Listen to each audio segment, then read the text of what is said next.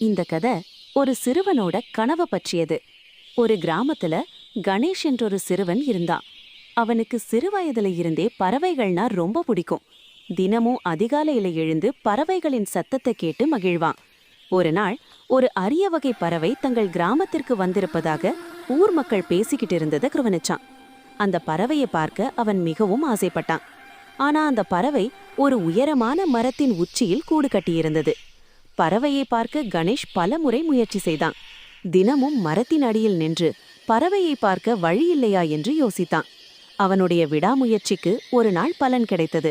மரத்திலிருந்து ஒரு நீளமான கொடி தொங்கிக் கொண்டிருந்தது. அதை பிடித்து மெதுவாக மேலே ஏற ஆரம்பித்தான்.